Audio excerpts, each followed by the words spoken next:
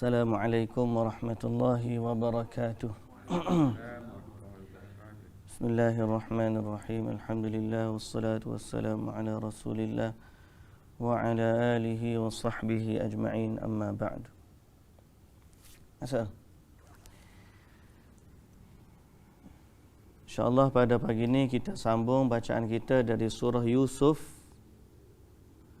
bermula dari ayat 26.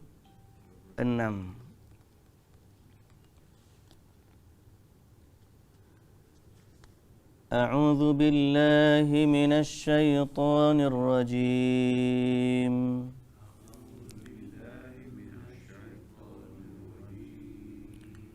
Bismillahirrahmanirrahim. قال هي راودتني عن نفسي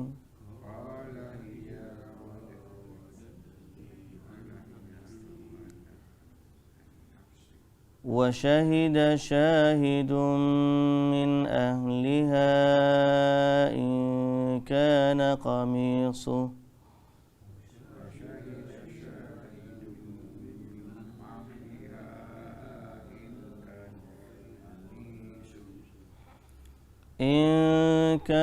قميصه قد من قبل فصدقت وهو من الكاذبين.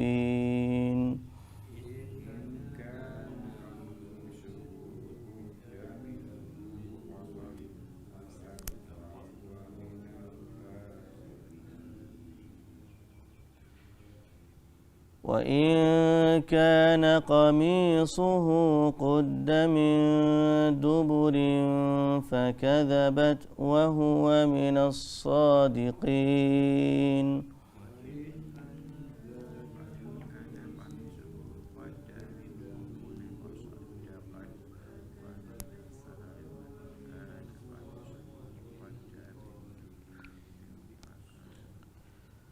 فلما رأى قميصه قد من دبر قال إنه من كيدكن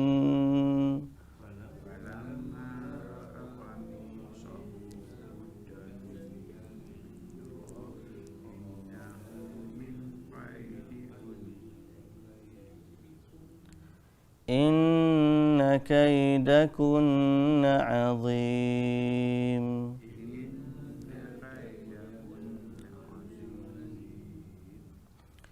يوسف أعرض عن هذا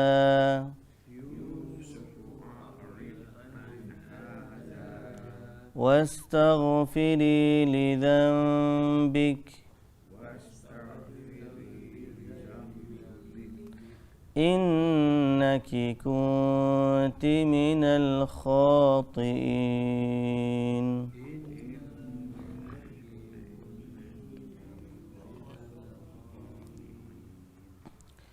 وقال نسوة في المدينة امرأة العزيز تراود فتاها عن نفسه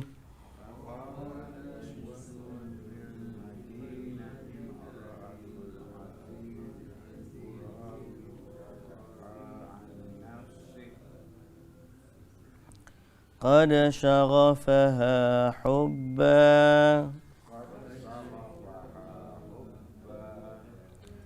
إنا لنراها في ضلال مبين.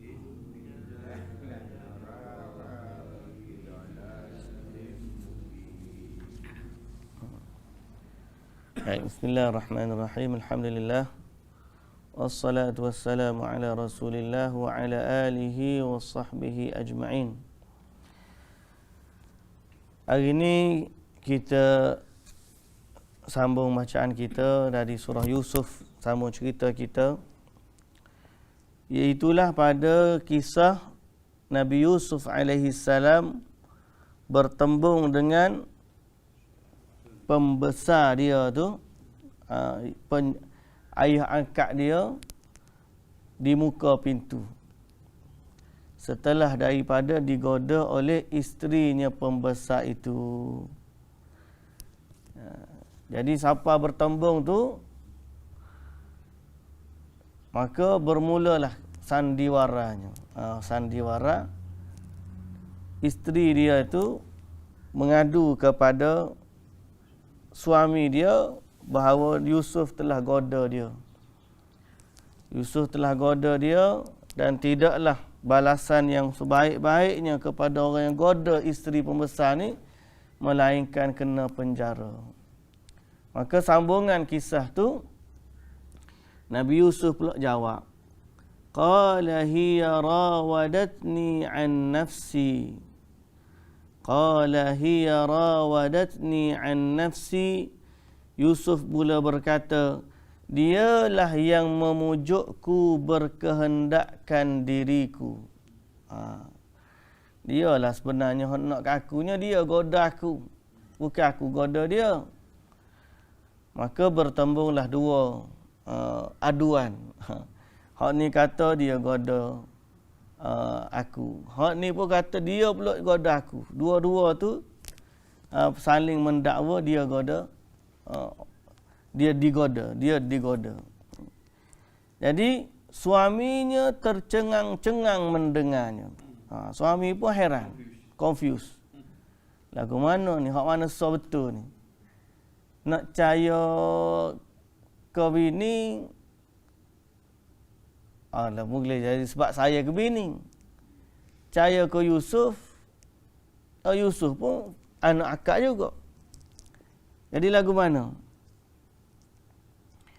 Kata dia apa? Wa syahida syahidum min ahliha. Sehingga bersaksilah seorang daripada keluarga perempuan itu yang ada bersama-sama tampil memberi pendapatnya dengan berkata. Sehingga di tengah-tengah kemelut itu ada seorang saksi. Seorang saksi dari kalangan ahli keluarga dia. Orang terdekat. Bagi tahu, kalaulah kita tengok kepada baju dia. Kalaulah baju Yusuf koyak dari depan, maka benarlah tuduhan perempuan itu. Mana Yusuf kita kam dia, wanita ni nak elok, maka dia pun orang panggil gelepar lah. No. Tahu koyak baju Yusuf. Maknanya perempuan ni betul, Yusuf lagi ke dia. Benarlah wanita itu dan Yusuflah pendusta. Wa in kana qamisuhu qudda min duburin. Dan kalau sekiranya baju itu koyak dari belakang, maka yang benar adalah Yusuf. Wanita tersebut bohong. Sebab apa? Yusuf masa tu melarikan diri, wanita ni kejar dari belakang. Dan ini pendapat yang adil. Pendapat yang benar. Fasadaqat, kalau gitu Yusuflah benar. Fakadzabat wa huwa minas sadiqin. Kalau dia koyak dari belakang, maka wanita itu berdusta, Yusuflah pula yang benar. Maka itulah keputusan untuk tengok keadaan. Jangan cepat buat keputusan Yusuf salah ataupun Yusuf betul. Tengok kepada evidence. Tengok kepada evidence. Ni Allah Ta'ala cerita. Kita pun ambil iktibar gitulah. Apa saja berlaku, tengok kepada hujjah. Tengok kepada bukti. Wa qad ikhtalafu fi hadha asy-syahid. Hal huwa saghirun aw kabir. Mereka berselisih pendapat siapa saksi itu. Siapa saksi itu yang bagi tahu keputusan begitu. Farawa Abdul Razzaq an Ibn Abbas wa syahida syahidun min ahliha qala dhu lihyah. Ada riwayat daripada Ibn Abbas kata dhu lihyah, orang yang memiliki janggut. Saksi tu. Qala Thawri an Jabir an Ibn Abi Mulaika an Ibn Abbas. Riwayat yang kedua daripada Ibn Abbas juga. Kana min khassatil malik. Dia ni orang yang terdekat dengan raja. Mana penasihat dia lah. Wa kadzalika qala Mujahid wa Ikrimah wal Hasan wa Qatadah wa Suddi wa Muhammad bin Ishaq wa ghairuhum innahu kana rajulan. Riwayat juga kata dia seorang lelaki dewasa lah. Wa qala al-Aufi an Ibn Abbas, ada juga riwayat dari Ibnu Abbas kata kana sabiyyan fil mahdi. Dia ni seorang bayi yang masih lagi duduk dalam buai dia. Budak kecil boleh bercakap. Ni wa kadza ruya an Abi Hurairah wa Hilal bin Yasaf wal Hasan wa Sa'id bin Jubair wa Dhahhak bin Muzahim annahu kana sabiyyan fid dar. Demikianlah yang diriwayatkan dari Abi Hurairah, Hilal bin Yasaf, Hasan Al-Basri, Sa'id bin Jubair, dan dipilih oleh Ibnu Jarir At-Tabari. Ibnu Jarir kata dia adalah seorang kanak-kanak yang ada dalam rumah, bayi. Antara bayi yang boleh bercakap waktu dia ni masih kecil. Dan ini yang dipilih oleh Ibnu Jarir. Sebut bayi yang boleh bercakap waktu kecil ni ada berapa? 3. Satu, Nabi Isa alaihi salam. Yang kedua, cerita ni lah. Yang ketiga,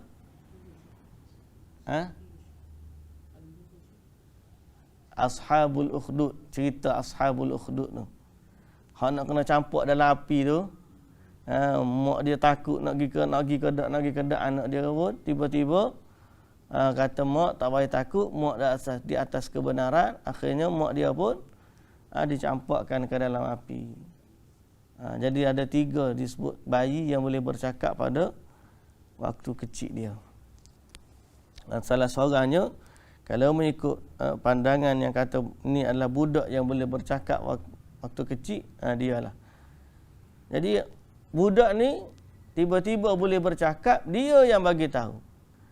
Nak tahu Yusuf ni betul ke Yusuf ni salah, tengok baju dia. Kalau baju dia koyak belah depan, dia bohong. Dia yang nak kepada wanita tersebut. Kalau baju dia koyak belah belakang, maka dia betul. Wanita tu kejar dia. Falamma ra'a qamisahu, apabila melihat suaminya melihat baju Yusuf koyak dari belah belakang, berkatalah dia kepada isterinya, qala innahu min kaidikunna, sesungguhnya ini adalah tipu daya kamu orang perempuan. Kaidikunna, ini daripada tipu daya kamu. Tipu daya perempuan, inna kaidakunna azim, sesungguhnya tipu daya kamu sangatlah besar. Okey, sangatlah besar pengaruhnya. Tipu daya wanita. Ini adalah termasuk tipu daya wanita. Kemudian bila dah tahu kesalahan tu, wanita tu salah, Yusuf tu betul, apa yang berlaku? Yang berlaku, Yusufu a'rid an hadha.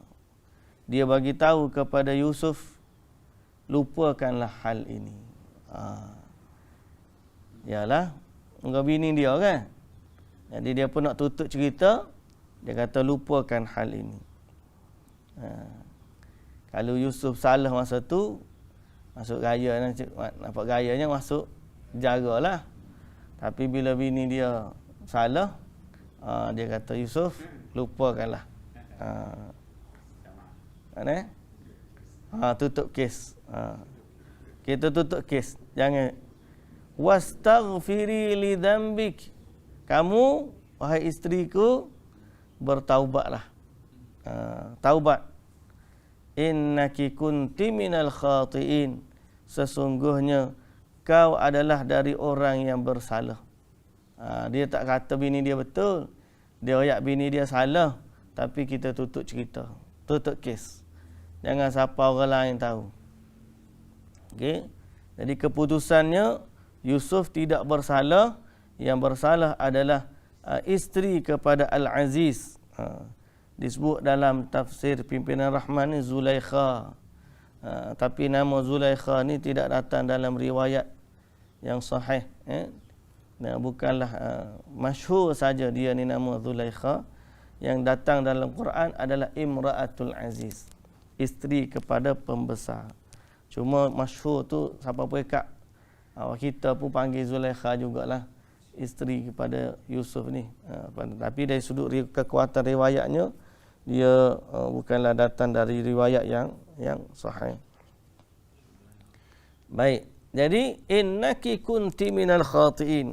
Kamu bersalah. Jelas kesalahan dia. Dapat dibuktikan melalui qarinah. Dia panggil qarinah. Ni bukti dengan sudut qarinah.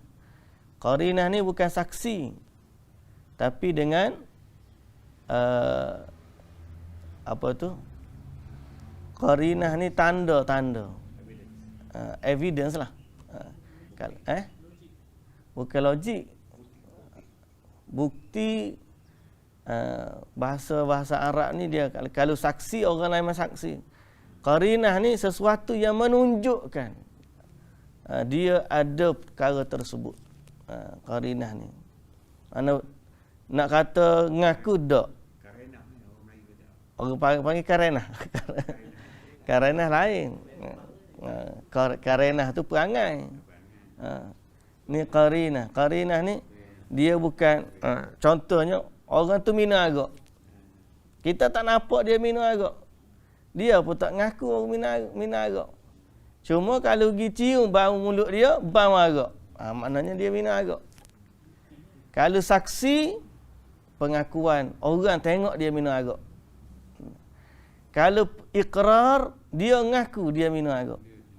Tapi kalau tak ada saksi, kalau tak ada pengakuan, kita pergi kepada bukti lah. Kita panggil bukti, qarinah dia. Qarinah dia, tengok mulut dia, bau arak. Maka dia ni, sama dalam kes contohnya, wanita yang tiba-tiba mengandung. Tak ada suami, tak mengaku berzina. Tengok-tengok mengandung. Mari kok mana dia? Betul tak? Dia kata dia tak berzina. Tapi dia mengandung. Kena tengok cari. Ada qarinah lain tak menunjukkan. Sama ada dia betul berzina, atau dia dirogol, ataupun seumpama dengannya. Kena cari qarinah dia. Jadi dalam kes ni, nak kata dua-dua tak mengaku. Nabi Yusuf kata dia kena goda. Isteri pembesar kata dia kena goda. Saksi yang melihat mata tak ada. Saksi mata tak ada. Tak boleh tengok 4 orang cari saksi, tak ada 4 orang saksi. Boleh tak berhukum dengan qarinah bukti lain? Jawapan dia boleh. Boleh dari sudut hukum boleh. Mana hari ni kalau orang kata payah nak buat hukum Islam. Pasal apa? Cari orang berzina, nak cari 4 orang saksi. Orang selamanya tak boleh hukum. Pasal apa? Mana ada orang panggil orang, mari sini tengok aku nak berzina. Tak ada. Biasanya zina ni berlaku dalam keadaan bersendirian. Maknanya dua laki dengan perempuan, dua-dua tu je. Okey? Boleh tak cari bukti lain untuk sabit kesalahan zina dia? Tengok kepada qarinah dia. Tapi apakah hukum qarinah ni sama dengan hukum saksi. Contohnya kalau hukum zina, Islam sebut 4 saksi. Tapi tak ada. Yang ada bukti qarinah ya, tanda bukti. Dalam kes tu dia tak boleh nak hukum seperti kalau Allah Ta'ala suruh cari 4 saksi, kena 4 saksi. Bukti qarinah tu boleh hukum tapi tidak sampai kepada saksi tu. Okey. Tapi dalam kes pembunuhan boleh cari. Tengoklah keadaan tu, kembali kepada hukum syariat lah. Tidaklah saya pun ahli sangat dalam bab tu. Cuma kita nak katanya antara faedah daripada hadis ini atau ayat Quran ni menunjukkan bukti boleh dijadikan sandaran selain daripada penyaksian saksi ataupun iqrar. Okey, adapun iqrar. Baik. Jadi evidence dia pada baju yang koyak. Tak ada cari DNA, tak ada. Masa tu tak ada DNA lagi. Kalau ada nak cari DNA, bahayalah ni. Mai DNA kosong unsur cahaya dia kata.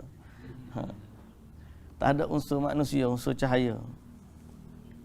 Baik. Jadi dari sudut kekuatan untuk sabit tu boleh. Cuma dari sudut jatuh hukum tu kena tengok. Wallahu ta'ala alam lah, kembali kepada hakim, kembali kepada bahagian qanun lah, qanun untuk jatuhkan hukum. Sama ada dia nak ta'zir ataupun hukum qisas ataupun hukum hudud. Itu wallahu ta'ala alam. Baik. Cuma kita kata faedah yang kita dapat daripada ayat ni bahawa bukti qarinah boleh dijadikan sandaran kepada hakim untuk buat keputusan. Okey. Kemudian wa qala niswatun fil Madinah, berkatalah orang-orang wanita di bandar Mesir. Tiba-tiba cerita tu sampai juga kepada orang. Ni kata ni sebar juga. Sebar ke mana tu wallahu ta'ala alam. Dapat cerita bahawa berlaku sesuatu antara Yusuf dengan isteri. Wa qala niswatun fil Madinah. Okey.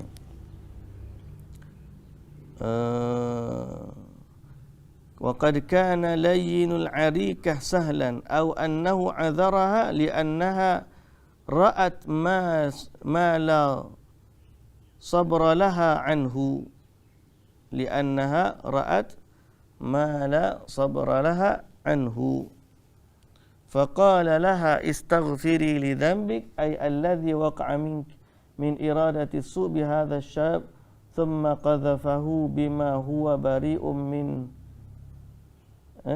innaki kunti minal khati'in. Wa qala niswatu, disebut juga dikatakan suami dia tu kana layyinul arikah sahlan, orang yang memudahkan urusan. Kira tak nak panjangkan kes. Tapi wa qala niswatun fil Madinah, sesudah itu perempuan-perempuan di bandar Mesir mencaci hal Zulaikha dengan berkata, dengan berkata, ai mithli nisa'il kubara wal umara, wanita-wanita itu terdiri dari isteri-isteri para pembesar dan para raja. Ini bukan cerita tersebar di apa tu? Di kalangan orang biasa-biasa. Dia tersebar di kalangan wanita-wanita pembesar. Sama-sama geng pembesar ni, siapa cerita tu? Wa qala niswatun fil Madinah mithlu nisa'il kubara wal umara yunkirna ala imra'atil aziz wa huwa al-wazir wa ya'ibna dhalika 'alaiha. Mereka cerita mencaci. Wa qala niswatun fi imra'atil aziz. Wa qalat niswatun fil madinati imra'atul aziz. Mereka mencaci wanita itu, turawidu fataha an nafsih, memujuk hambanya berkehendakkan dirinya. Okey. Jadi dia kata macam isteri kepada pembesar ni tak padan lah, tak patut.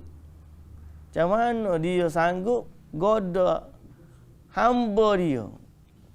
Nah, Yusuf ni walaupun tarah anak angkat, tapi dia masih lagi hamba. Dia kata macam mana isteri tu, pembesar tu, boleh tergoda dengan hamba. Kalau kira pelik lah. Kalau kira pelik. Sebab zaman dulu, kira orang merdeka ni, hamba ni, dia tak tengok lah golongan hamba. Apatah lagi kalau wanita tu merdeka, lelaki tu hamba. Kalau tuan dia merdeka, tengok kepada wanita hamba, okey lagi lah. Ni wanita tu merdeka, tengok kepada lelaki hamba. Maka dia merasakan benda tu tak layak berlaku. Mereka mencaci atau mencela hal Zulaikha. Dia berkata, isteri Al-Aziz itu memujuk hambanya berkehendak dirinya. Lalu Allah Ta'ala kata, mereka, qad syaghafaha hubba. Qad syaghafaha hubba. Sungguh cintanya telah meresap ke dalam hatinya. Dia ni maknanya, buta lah kalau kita kata. Buta hati. Qad syaghafaha hubba. Cintanya sudah meresap ke dalam lipatan hatinya. Bahasa dia. Cinta tu sudah meresap ke dalam lipatan hati. Inna lanaraha fi dhalalin qad syaghafaha hubba. Inna lanaraha fi dhalalin mubin. Sesungguhnya kami memandangnya berada dalam kesesatan yang nyata. Oh, tak betul. Agak soal lagi tu tak betul bahasa kita. Kesesatan ni bukan sesat dari sudut macam ajaran sesat je. Okay? Macam ayat awal dulu, anak-anak Nabi Yaqub, dia kata apa? Ayah kita melebihkan Yusuf kepada kita. Sesungguhnya dia dalam kesesatan yang nyata. Ingat tak? Makna sesat bukan sesat ajaran sesat dah. Tapi nak ayatnya tak betul ayah kita tu. Sama macam ni juga. Wanita-wanita lain kata kepada isteri pembesar tu tak betul. Macam mana dia boleh tergoda dengan hamba dia? Hamba je kot. Hamba je, macam mana boleh tergoda? Qad syaghafaha hubba. Betul dia ni, cinta tu telah meresap dalam hati dia. Sampai dia buta, hamba pun kenal juga. Ni tahap cinta memang. Qad syaghafa hubba. Inna lanaraha. Sesungguhnya kita rasa dia ni dah tak betul dah. Isteri Al-Aziz ni. Maka siapa cerita tu kepada isteri pembesar. Sampai cerita tu dia pun tak puas hati. Tak puas hati, buat sesuatu untuk buktikan betapa dia ni bukan wanita murahan. Dia bukan wanita murahan. Dia bukan wanita yang layak dicela. Sehingga dia nak buktikan, macam mana aku boleh tertarik dengan Yusuf? Kalau kamu tahu, nescaya kamu tak akan kata aku adalah wanita yang tak betul. Dia nak nafikan, inna lanaraha fi dhalalin mubin. Orang kata dia ni sesat dah ni, tak betul. Dia nak nafikan, aku ni bukan tak betul. Nak tunjuk kepada kalian apa sebab aku tertarik kepada Yusuf. Maka dia pun buatlah satu panggil orang datang. Tapi ayat ni, cerita ni dalam ayat muka surat sebelah. Dalam ayat muka surat sebelah kena sambung besok dah lah. Muka kita tengah muka surat sehari je. Baik, jadi cerita kita habis itu. Cerita kita habis itu, insya-Allah kita sambung besok. Sambungan cerita Yusuf dengan isteri Al-Aziz, insya-Allah. Wallahu taala alam. Subhanakallahumma wa bihamdika asyhadu an la ilaha illa anta astaghfiruka wa atubu ilaik. Assalamualaikum warahmatullahi wabarakatuh.